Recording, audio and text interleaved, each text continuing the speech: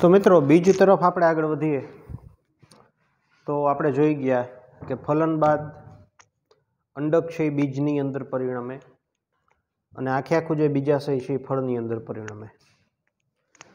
તો જોઈએ તો ખૂબ જ મહત્વની વાત, બીજ જે છે તે લિંગી પ્રજનનની અંતિમ નિપજ છે।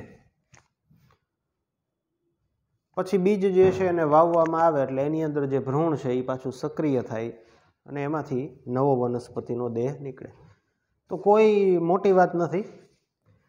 આજે ટોપિક છે એની અંદર અમુક વસ્તુ યાદ રાખવાની છે। મોટાભાગની વસ્તુ ધોરણ 11ની અંદર આપણે અભ્યાસ કરી ચૂક્યા છીએ એટલે એક પ્રકારના રિવિઝન જેવું જ છે, અમુક શબ્દ નામ આવશે। હવે આપણે જોયું હતું કે દ્વિદળી વનસ્પતિ હોય એનો જે બીજ છે તો એની અંદર ભ્રૂણપોષ જોવા મળતો નથી, કારણ કે એ નિર્માણ દરમિયાન જેને કહેવાય વપરાઈ જાય છે। જ્યારે એકદળી વનસ્પતિઓ છે તો એની અંદર ભ્રૂણપોષ વધે છે, તો એના બીજની અંદર આપણે ભ્રૂણપોષ જોઈ શકીએ છીએ।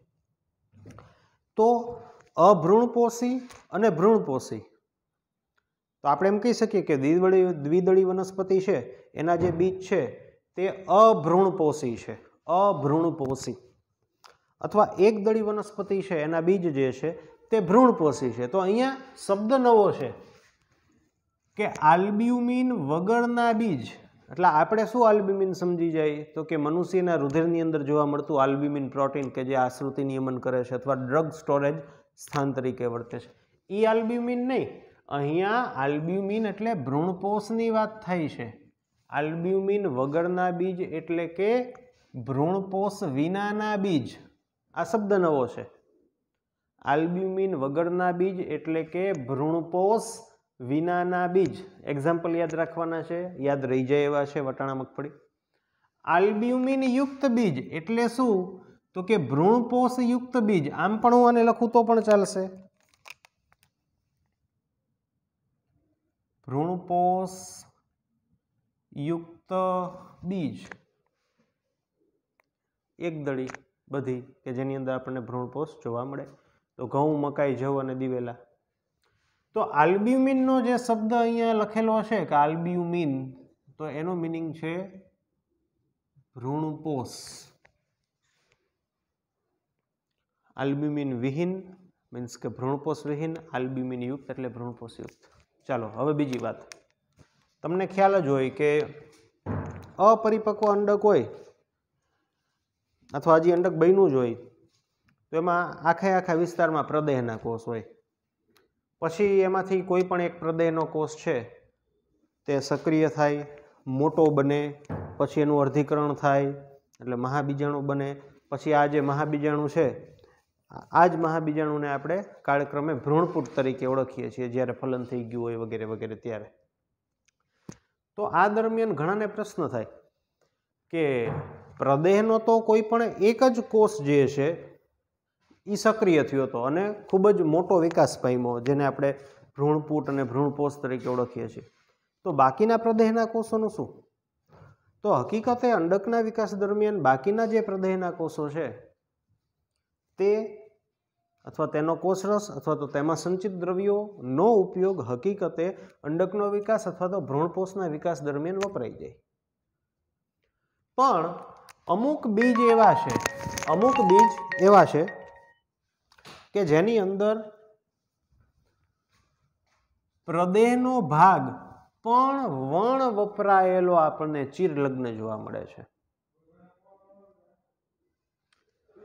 તો કાળી મરી અને બીટ, એના બીજ, ઘણા એમ પૂછ્યું કે સાહેબ બીટમાં તો લાલ લાલ દેખાય, તો એના બીજની વાત છે। તો એના બીજની અંદર આપણને પ્રદેહનો ભાગ પણ જોવા મળે, વણ વપરાયેલો પ્રદેહનો ભાગ પણ આપણે જોઈ શકીએ। ચાલો તો વધીએ આગળ। તો બહુ સારી રીતે જાણીએ છીએ કે અંડક આવરણ છે તે કાળક્રમે બીજા આવરણની અંદર કન્વર્ટ થાય। અંડક આવરણ જો એક હોય, આની પહેલાં પણ આપણે ચર્ચા કરી ગયા છીએ કે અંડક આવરણની સંખ્યા 1 હોય તો બીજા આવરણની સંખ્યા 1 થાય, અંડક આવરણની સંખ્યા 2 હોય તો બીજા આવરણની સંખ્યા 2 થાય, તો ઘણી ખરી એવા બીજ કે જેની અંદર અથવા વનસ્પતિ કે જેમાં અંડકારોની સંખ્યા 2 હોય તો એમાં આપણને 2 બીજાવરણ જોવા મળે. પણ આપણે જો એ બીજને સરખી રીતે એનાલિસિસ સરખું જોઈ તો એમ આપણે એને અલગ કરી શકતા નથી. ચાલો વધીએ આગળ. પછી આપણે જોઈ ગયા હતા કે અંડક છિદ્ર છે એ બીજ છિદ્રની અંદર પરિણમે, એટલે નાનું અમથું આપણને છિદ્ર જોવા મળે. ઘણી વખત તમે ચણા જોશો તો એની અંદર આપણને સૂક્ષ્મ છિદ્ર જોવા મળે. એમાં ખાસ કરીને આપણે એને જો બાફીશું તો આપણે એને વધુ સારી રીતે અવલોકિત કરી શકીએ. તો અંડક છિદ્ર જે ભૂતકાળમાં હતું તે બીજના નિર્માણ બાદ બીજ છિદ્ર તરીકે ઓળખાય, અને આ બીજ છિદ્ર જે છે તે હકીકતે બીજ માટે એક પ્રવેશ દ્વાર છે કે એના થકી કોઈ પણ વસ્તુ કે દ્રવ્ય છે એની મૂવમેન્ટ થાય, અવર જવર થઈ શકે. તો બીજ છિદ્ર જે છે એનું હકીકતે કામ શું છે? તો કે જ્યારે બીજાંકુરણ થાય ત્યારે બીજની અંદર મુખ્યત્વે પાણી અને ઓક્સિજન પહોંચવો ખાસ જરૂરી છે. તો આ જે પાણી છે ને, પાણી તે આ છિદ્ર થ્રુ અંદર પ્રવેશે. ચાલો હવે કોઈ પણ ફળ છે એની અંદર આપણને જે બીજ જોવા મળે, આ બીજ ધીમે ધીમે પુખ્ત બને, પરિપક્વ બને, મીન્સ કે શુષ્ક બની જાય. બીજ જે છે ધીમે ધીમે શુષ્ક બને. એટલું બધું શુષ્ક બને કે એની અંદર ફક્ત 10 થી 15% જ પાણી રહે. ભેજ એટલે પાણી. આપણને ખબર છે કે કોઈ પણ સજીવ લ્યો ને તમે તો એની અંદર મોટા ભાગનો ટકાવારીની અંદર મોટાભાગનું જે દ્રવ્યની ચર્ચા કરવામાં આવે ને તો એ પાણી હોય. પણ બીજ પોતાની પુખ્તતાએ ધીમે ધીમે પાણી ગુમાવે અને શુષ્ક બને. તો પુખ્તતાએ અથવા તો બીજ પ્યોરલી શુષ્ક હોય, 100% શુષ્ક હોય, એવા સમયે બીજની અંદર પાણીનું પ્રમાણ કે ભેજનું પ્રમાણ કેટલું હોય? તો કે પોતાનું જે વજન છે ને એના ફક્ત 10 થી 15% જ, એટલે બહુ ઓછું કહેવાય. પ્લસ આવા સમયે ભ્રૂણ જે છે અથવા બીજ જે છે એની અંદર દરેક કોષો છે, એમાં મુખ્યત્વે ભ્રૂણના કોષો, તો એ સુષુપ્તતા અવસ્થામાં વયા ગયા હોય. એની ચયાપચયની પ્રક્રિયાઓ ધીમી થઈ ગઈ હોય, એ ઓછા ખોરાકનો ઉપાડ કરતા હોય, એ ઓછો ખોરાક વાપરતા હોય. એટલે આની પહેલાં પણ મેં કીધું હતું કે વનસ્પતિ અને પ્રાણીની અંદર શું ડિફરન્સ છે ફલનની બાબતે? તો કે પ્રાણીઓમાં ફલન થાય, ફલિતાંડ બને, ગર્ભ બને અને સીધો જેને કહેવાય, મીન્સ કે એક વખત ફલિતાંડ બન્યા પછી એનો વિકાસ કન્ટિન્યુ થાય. જ્યારે વનસ્પતિની અંદર શું થાય કે એક વખત ફલિતાંડનું નિર્માણ થાય છે તો એમાંથી ગર્ભ બને છે, પછી ગર્ભનો વિકાસ હજી કન્ટિન્યુ વનસ્પતિ સુધી નથી થતો, એ વિકાસ અટકી જાય છે એક બીજના સ્વરૂપે. અને એનો ફાયદો છે, આપણે હમણાં ભણશું. બીજનો આ બાબતનો એક ફાયદો છે.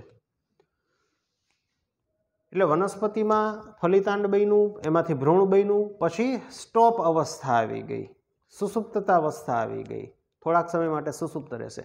પછી થોડા સમય બાદ પાછું એ બીજને યોગ્ય વાતાવરણ મળે અથવા બીજ પાછું પોતે પરિપક્વ થાય, ઓક્સિજન પૂરતો મળે, પૂરતું પાણી મળે, ત્યારે જેને કહેવાય કે પાછું બીજાંકુરણ થાય અને નવી વનસ્પતિ જે છે એમાંથી નીકળે.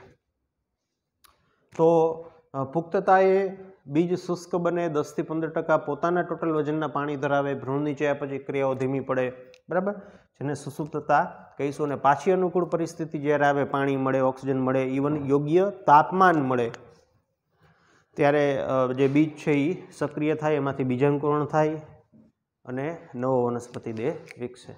ચાલો તો વધીએ તો આપણને ખ્યાલ જ છે, અંડક છે બીજમાં પરિણમે છે, બીજાશય છે ફળમાં પરિણમે છે, અને બીજાશયની દિવાલ છે ફલાવરમાં પરિણમે છે. ફળ છે એના આપણે આમ તો ઘણી રીતે પ્રકાર પાડી શકાય. જસ્ટ નાના અમથા પ્રકાર, અને બહુ ડિટેલમાં નથી ઉતરવાનું આવતું, કે માંસલ ખાઈ શકાય તેવા, અથવા જેનું ફલાવરણ છે એ માંસલ છે, જેનું ફલાવરણ ખાઈ શકાય તેવું, અને શુષ્ક જેનું ફલાવરણ ખાઈ શકાય નહીં. એટલે માંસલ ફળનો હકીકતે વ્યાખ્યા આવી થાય કે ફલાવરણ ખાઈ શકાય તેવું. આનો મિનિંગ થાય ફલાવરણ ન ખાઈ શકાય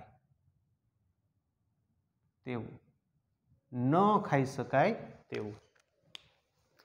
તો તમને યાદ જ હશે કે નારિયેળ, કેરી, જનરલી આપણે ફલાવરણ શબ્દ આવે એટલે આપણને છાલ યાદ આવે, પણ ફલાવરણની અંદર એ ભાગ પડે. બાહ્ય ફલાવરણ, મધ્ય ફલાવરણ, અંતઃ ફલાવરણ.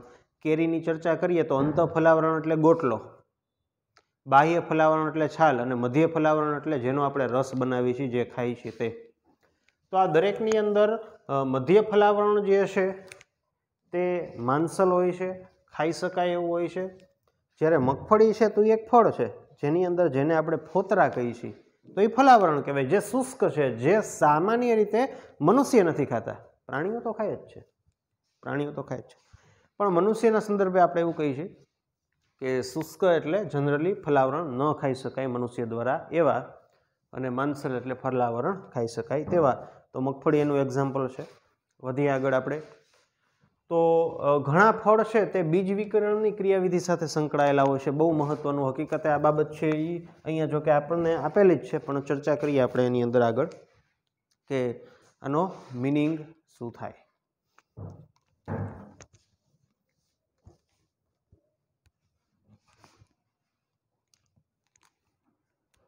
જો હવે ઘણા ખરા ફળ હોય ને એ પાકે ને એટલે ઘણા ખરા ફળ પાકે મીન્સ કે ફળ છે એ પરિપક્વ બને ને એટલે ધીમે ધીમે શુષ્ક બને ને પછી એનું સ્ફોટન થાય. તમને હું એક્ઝામ્પલ આપું અથવા તો તમે ઘણી વખત ગામડા વિસ્તારમાં આપણે જઈએ ને તો અહીંયા આપણને હાલો બાવળનું એક્ઝામ્પલ. બાવળ તો બધાએ જોયું જોઈએ, બાવળ તો બધાએ જોયું જોઈએ. બાવળનું જે ફળ છે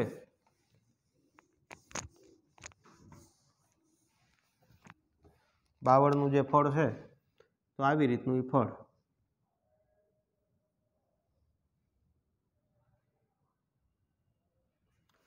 અંદર આ બીજ, જો ન જોયું હોય તો તમે કોઈક દીક જોજો. આ ફળ છે ને શુષ્ક બને ને ધીમે ધીમે પરિપક્વ બને, પછી શુષ્ક બને, પછી એમ એનું સ્ફોટન થાય અથવા તૂટે. તૂટે એટલે ઓટોમેટિકલી બીજ છે ને બહાર નીકળે અને બીજનું વિકિરણ એટલે બીજનો ફેલાવો થાય અને ટૂંકમાં નવી સંતતિ કે પોતાની જે જાતિ છે એ આગળ વધે. બીજું એક્ઝામ્પલ આપું, આંકડો હોય ને આંકડો, આંકડો હવે આંકડામાંથી ડોસીમાં ઉડે એવું આપણે બોલીએ તો હકીકતે છે શું, એ જે ઉડે છે એ શું છે તો કે ઉડે છે એનું તમે એનાલિસિસ કરેલું જ હોય 99% કે આ બીજ હોય, આ બીજ હોય અને આ લાંબા વાળ જેવી રોમમય રેસામય રચના હોય, આવી રચના હોય.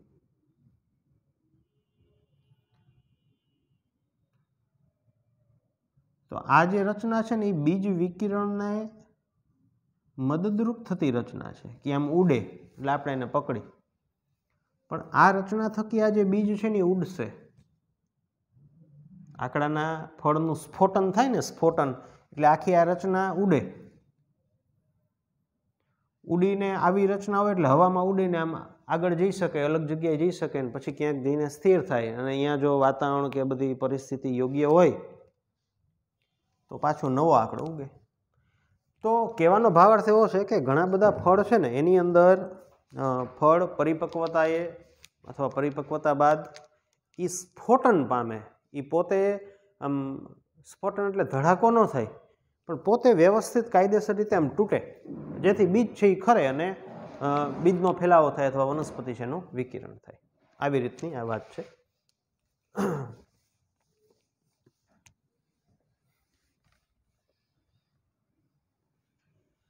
એક્ઝામ્પલ મહત્વના છે. પ્રદેહ હોય, આલ્બ્યુમિન યુક્ત, આલ્બ્યુમિન વિહીન વગેરે વગેરે. તો બીજાશયની અંદર અંડકની સંખ્યા અને ફળની અંદર બીજની સંખ્યા સાથે કોઈ સંબંધ છે તો કહેવાની જરૂર નથી. યસ, સંબંધ છે. સામાન્ય રીતે બીજાશયની અંદર અંડકની સંખ્યા હોય, જેટલી અંડકની સંખ્યા હોય, જેટલી અંડકની સંખ્યા ઇઝ ઇક્વલ ટુ ફળમાં બીજની સંખ્યા. સિમ્પલ. ઘણા એમ પૂછે કે બધાય અંડક છે એનું ફલન ન થાય તો એટલા બીજ ઓછા બને. સિમ્પલ વાત છે. જો ફલન ન થાય તો એટલા બીજ ઓછા બને. ચાલો, તો બીજાશયની અંદર અંડકની સંખ્યા ઇઝ ઇક્વલ ટુ ફળની અંદર ફળની સંખ્યા બીજની સંખ્યા થાય. હવે જોઈએ તો જૂનો ટોપિક આપણો પાછો થોડું ઘણું આપણે ભણેલા હતા કે ફળ છે ને, ફળ તે હકીકતે ફલનનું પરિણામ અથવા લિંગી પ્રજનન અથવા પ્રજનનનું પરિણામ છે. પ્રજનન થાય તો ફળ થાય. હવે આપણે બહુ સારી રીતે જાણીએ છીએ કે ફળ શેમાંથી બને, તો કે બીજાશયમાંથી બને. ફળના નિર્માણમાં પુષ્પનો કયો ભાગ લઈએ, તો કે બીજાશય ઓનલી. ફક્ત બીજાશય મુખ્યત્વે મોટે ભાગે ફળના નિર્માણમાં ભાગ લે. પણ ઘણા ખરા ફળ એવા પણ છે કે જેની અંદર ફળના નિર્માણમાં બીજાશય સિવાય અન્ય ભાગ પણ ભાગ લે. આવા ફળને કૂટ ફળ, કૂટ એટલે ખોટું, ખોટા ફળ કહેવાય. કૂટ ફળ, જેને ખોટા ફળ એવું કહેવાય. સામાન્ય રીતે બીજાશય ભાગ લે, પણ ફળના નિર્માણમાં બીજાશય સિવાય અન્ય પુષ્પીય અંગો કે વનસ્પતિય ભાગો પણ જો ભાગ લે અને ફળ બને તો કૂટ ફળ કહેવાય. તો તમને સફરજન છે, પછી સ્ટ્રોબેરી છે, કાજુ છે એનું એક્ઝામ્પલ આપ્યું, તો આને કૂટ ફળ, ખોટા ફળ કીધું. શું કામ? તો કે આ જે ફળ છે ને એના નિર્માણમાં બીજાશય તો ભાગ લે જ છે, પણ બીજાશયની સાથે સાથે પુષ્પાસન પણ જેને કહેવાય ભાગ લે છે. એટલે તમે સફરજન ખાઓ છો તો એ ફક્ત બીજાશયનું જ પરિણામ નથી, પુષ્પાસન પણ જોવા મળે. આપણે સફરજન હોય તો એમાં હકીકતે આવું છે કે આપણને વચ્ચે છે ને આવી રચના, ઓલી પ્લાસ્ટિકવાળી એવી રચના જોવા મળે આમ, કે જેની અંદર આપણને આવી રીતે બીજ જોવા મળે. પ્લાસ્ટિક જેવું આપણને લાગે આ બીજ, આ બીજ, બરાબર. તો હકીકત એવો છે કે જે આપણે આ ભાગ ખાઈ છીએ તે હકીકતે બીજાશયમાંથી નથી નિર્માણ પામેલો. તો જે આ ભાગ જે આપણે મુખ્યત્વે ખાવામાં ઉપયોગ કરીએ છીએ ને સફરજનમાં, આ ભાગનું નિર્માણ હકીકતે પુષ્પનું આસન એટલે કે પુષ્પાસનમાંથી નિર્માણ પામેલ છે. તો એવું ન હોવું જોઈએ, પુષ્પાસન. અને જે આ અંદરનો જે ભાગ છે ને, આટલો ભાગ આ બીજાશય છે, જે બ્લેક કલરનું કરું છું આ બીજાશય છે, કે જેને આપણે ખાતા નથી. બાકી મોટે ભાગે વનસ્પતિની અંદર જે ફળ છે, જે પણ આપણે આખું ખાતા હોય તે બીજાશયમાંથી નિર્માણ પામતું હોય, પણ આમાં આવું છે. અને આ બીજ છે, આ બીજ એ તો અંડકમાંથી નિર્માણ પામે, આપણને સારી રીતે ખ્યાલ છે. તો સફરજન, સ્ટ્રોબેરી, કાજુ, ઇવન કદાચ તમને યાદ હોય ને તો અનાનસનું એક્ઝામ્પલ આવતું, આમાં નથી આપ્યું, કે અનાનસ છે ને, અનાનસ એની અંદર તો ફળના નિર્માણમાં એની આખી પુષ્પ સિવાય આખી ડાળી હોય ને, આખા પર્ણો અને આખી ડાળી, આખો વિન્યાસ જેને કહેવાય ભાગ લે. અનાનસની અંદર અનાનસ ફળના નિર્માણમાં ખાલી પુષ્પ નહીં, પણ એ આખી ડાળી, એના પર્ણો પણ જેને કહેવાય ભાગ લે. ચાલો, તો એ આપણે યાદ નથી રાખવાનું અનાનસ. તો આને ટૂંકમાં કૂટ ફળ, ખોટા ફળ તરીકે વ્યાખ્યાયિત કરવામાં આવે છે. એટલે ઘણા એવું પૂછે કે તો આપણે સફરજન શું કામ ખાવું જોઈએ? તો હકીકતે ખાવાને કે પોષણની દ્રષ્ટિએ અહીંયા આવું નથી લખેલું. આ તો એનો વિકાસ કેવી રીતે છે, એનું ડેવલપમેન્ટ કેવી રીતે છે, એવા સંદર્ભે આ નામ આપ્યા છે. એટલે એવું નથી કહેતા અહીંયા વૈજ્ઞાનિક કે કવિ કે સફરજન, સ્ટ્રોબેરી અને કાજુ ન ખાવા જોઈએ, ખાવા જ જોઈએ. આ તો એનો જે વિકાસ થાય છે મોટે ભાગે નોર્મલી જે થવો જોઈએ એના કરતાં અહીંયા કંઈક અલગ છે. એટલે અહીંયા વિકાસને આધારે કૂટ ફળ અથવા ખોટા ફળ એવી રીતે એનું સંબોધન કરવામાં આવે છે. બાકી એને ખાવું જોઈએ કે ન ખાવું જોઈએ કે એની યારે કોઈ લેવા દેવા જ નથી, ખાવું જ જોઈએ. વધી આગળ તો સત્ય ફળ તો આપણને ખ્યાલ છે કે જે ફક્ત બીજાશયમાંથી જ નિર્માણ પામે તો એને આપણે સત્ય ફળ તરીકે ઓળખીએ છીએ. તો ફળ છે ફલનનું પરિણામ છે, અને ફળ તો જ બને જો પ્રજનન થાય અથવા તો ફલન થાય. ફલન અથવા પ્રજનન છે એ પરિપૂર્ણ બને, સુસંગત બને, તો જ જેને કહેવાય થઈ શકે, ફળ બની શકે, બીજ બની શકે. પણ ઘણી વખત જેને કહેવાય કે અમુક વનસ્પતિની અંદર ફલન વિના જ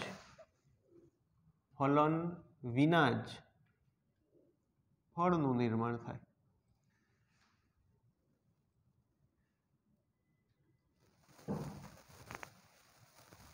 ફલન વિના જ ફળનું નિર્માણ થઈ જાય.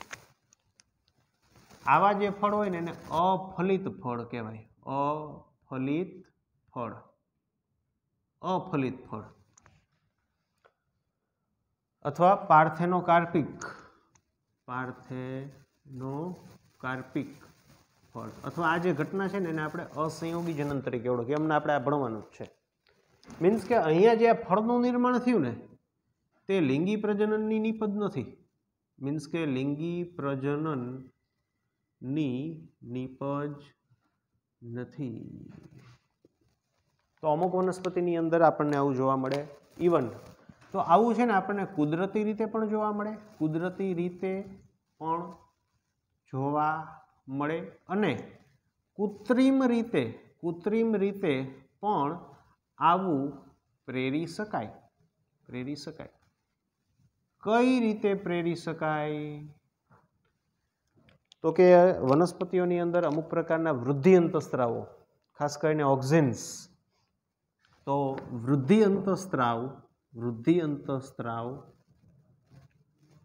ના છંટકાવ દ્વારા પણ આવું પ્રેરી શકાય. અને આવી રીતે જે ફળ બને છે ને એમાં આપણને બીજ ન જોવા મળે. તો સ્વાભાવિક વાત છે ને. બીજમાં ભ્રૂણ હોય ને ભ્રૂણ છે એ પ્રજનનના પરિણામે ઉત્પન્ન થાય, જનનિક ભિન્નતાઓ જોવા મળે. તો આમાં ન જ જોવા મળે. સિમ્પલ વાત છે. તો આવું જે ફળ છે ને અફલિત ફળ કહેવાય અથવા પાર્થેનોકાર્પિક ફળ કહેવાય, પાર્થેનોજેનેસિસ પ્રોસેસ કહેવાય અથવા આપણે ભણવાના છીએ આ ચેપ્ટરની અંદર છેલ્લો ટોપિક. હવે પહેલી વસ્તુ કે આનો ફાયદો શું? તો ઇકોનોમીની દ્રષ્ટિએ તમે જુઓ અથવા માર્કેટની દ્રષ્ટિએ જુઓ ને તો લોકો છે ને એ આવા પ્રકારના જે ફળ છે ને એને વધુ એક્સેપ્ટ કરે. મજા આવે ટૂંકમાં. તમે વિચાર કરો ને કે વિચાર નહીં, તમે તો જોયું જ નહીં હોય લગભગ કે પહેલાં જૂના સમયમાં દ્રાક્ષ મળતી ને તો એમાં બીજ આવતા તો એ નળે. સાદી ભાષામાં કહીને તો નળે આપણને. હવેની દ્રાક્ષમાં નથી આવતા. છતાંય અમુક કાળી દ્રાક્ષ કે અમુક જાતિની દ્રાક્ષ આપણે લઈ છીએ તો એમાં આપણને અત્યારે જોવા મળે છે. તમે કલ્પના કરો કે સીતાફળમાં બીજ ન હોત તો શું થાત? તો કે જમાવટ પડી જાય. આજે ઘણાય પૂછે કે કેળા ફળ છે તો બીજ કાં નથી? હકીકતે કેળા હોય ને એમાં બીજ હોય જ. કેળામાં બીજ હોય જ. પણ આપણે જે માર્કેટમાં આપણે જે કેળા ખાઈ છીએ ને એ બધા આવી રીતના કેળા આવે છે. કેવા? અફલિત ફળ. એટલે એમાં બીજ નથી જોવા મળતા. બાકી આપણે ક્યાંય જંગલમાં જાય અને કુદરતી રીતે જે પ્રોસેસ થ્રુ કેળાનું વૃક્ષ કોઈ ઉગેલું હોય, જેને આપણે જંગલી કેળા નહીં કે જાત કે અથવા જંગલી વૃક્ષ કે જે આપણે નથી વાવ્યું પણ જે કુદરતી રીતે બધી વનસ્પતિઓ ઉગતી હોય એવી રીતે ઉગતી હોય, એવી રીતે એનું બીજ વિકરણ થયું હોય. કે ધારો કે કોઈ વાનર છે, વાંદરા છે તો એ કેળા ખાય, બીજવાળા કેળા ખાય, એના પાચન માર્ગમાં બીજ જાય. પછી આપણે ચેપ્ટર નંબર 15માં ભણ્યા કે પાચન માર્ગમાંથી બીજ પસાર થાય ને તો એનું બીજા વર્ણ છે એ થોડુંક પોલું બને. પછી મળ થ્રુ આ બીજ છે એ બહાર નીકળી જાય. જ્યાં એ પડ્યું હોય અહીંયા પાછું ઝાડવું ઉગે. તો આવી રીતે કેળાના ઝાડ આપણે જંગલમાં જોઈ અને એ જો કેળા આપણે ખાઈ ને તો એમાં બીજ હોય જ. તો આપણે જે માર્કેટમાં જે કેળા મળે છે એમાં આપણને બીજ નથી જોવા મળતા. એનું કારણ છે કે આવી રીતે ઉગાડેલા કેળા છે. એટલા માટે. તો આના વિશે આપણે ભણીશું આ જ ચેપ્ટરની અંદર છેલ્લા ટોપિકમાં. આગળ વધીએ તો બહુ સિમ્પલ વાત છે કે બીજના ફાયદા, વનસ્પતિને શું ફાયદા થાય. તો પહેલો ફાયદો છે નવા વસવાટમાં વિકિરણ પામવા માટે મદદરૂપ બને. મીન્સ કે કોઈ વિસ્તારથી અન્ય વિસ્તારમાં, ધારો કે આ એક વડલો ઊભો છે, હવે આ વિસ્તારમાં પાણી ને સૂર્યપ્રકાશ વગેરે વગેરેની તકલીફ છે. તો આના જે બીજ છે તે વિકિરણ પામી જઈ શકે અને કોઈ નવા વિસ્તારમાં જઈ શકવા માટે સમર્થ બને. કેવી રીતે વિકિરણ પામે? કે કોઈ પ્રાણી વનસ્પતિ એના ફળને ખાય, બીજ એની અંદર આવે, પછી આ પ્રાણી કે વનસ્પતિ કોઈ અન્ય જગ્યાએ હોય ત્યારે એનું મળ જેને કહેવાય એનો ત્યાગ થાય અને આ મળની અંદર એના બીજ હોય. એવી રીતે બીજનું વિકિરણ થાય. કે ઇવન ઘણી બધી વનસ્પતિની અંદર ફળ છે, ફળ એનું પોતે સ્ફોટન થાય ને બીજ છે એ સેજ દૂર જઈ શકે. તો આ ફાયદો. બીજો બીજનો ફાયદો શું કે જ્યાં સુધી બીજાંકુરણ થાય અને નવા પાંદડાઓ ન આવે ને જ્યાં સુધી વનસ્પતિ પ્રકાશ સંશ્લેષણ ન કરી શકે ત્યાં સુધી બીજ છે એની અંદર સંચિત ખોરાક, ખાસ કરીને બીજપત્રની અંદર જે સંચિત ખોરાક છે તો એ પોષણ આપે. સિમ્પલ વસ્તુ. પછી બીજાણુ છે ભ્રૂણનું રક્ષણ કરે અને બીજ છે એ લિંગી પ્રજનનની નિપજ છે તો નવા જનનિક સંયોજનો હોય એટલે કે જનનિક વિવિધતા, આપણને ભિન્નતાઓ જોવા મળે નવી જે વનસ્પતિ બનશે. તો આ એના ફાયદા. બીજ શુષ્ક બને, પરિપક્વ બને, શુષ્ક બને એ ખૂબ જ જરૂરી છે. જો બીજ શુષ્ક ન બનતું હોત તો શું થાય? હવે આપણે ઘઉં કે મગ કે ગમે એ જેને કહેવાય કે ખેતરની અંદર થયા હોય એ લઈ આવ્યા, હવે જો એવા પ્રમાણમાં શુષ્ક નથી બનતા, કાલ સવારે ફણગા ફૂટી જાય. જો બીજ શુષ્ક ન બની શકે અથવા બીજને શુષ્કતા આપણે ન આપી શકીએ તો પહેલી વસ્તુ એ કે ન તો એ ખોરાકમાં ઉપયોગમાં લઈ શકાય, ન તો આવતા વર્ષે કે થોડા સમય બાદ પાછો એનો ખેતીમાં ઉપયોગ થઈ શકે. બીજ જે છે એ આપણી કૃષિનો પાયો છે. બીજને ભેજ રહિત વાતાવરણમાં સંગ્રહ કરવા અને શુષ્ક બનાવવા, મીન્સ કે પરિપક્વ બનાવવા ખૂબ જ જરૂરી છે. જો એવું કરવા માટે આપણે અસમર્થ બનીએ તો આપણે ન તો એનો ખોરાકમાં ઉપયોગ કરી શકીએ, ન તો આપણે પુનઃ કૃષિની અંદર એનો ઉપયોગ થાય. તો આટલે સુધી રાખીએ, મળીએ આપણે આવતા લેક્ચરની અંદર.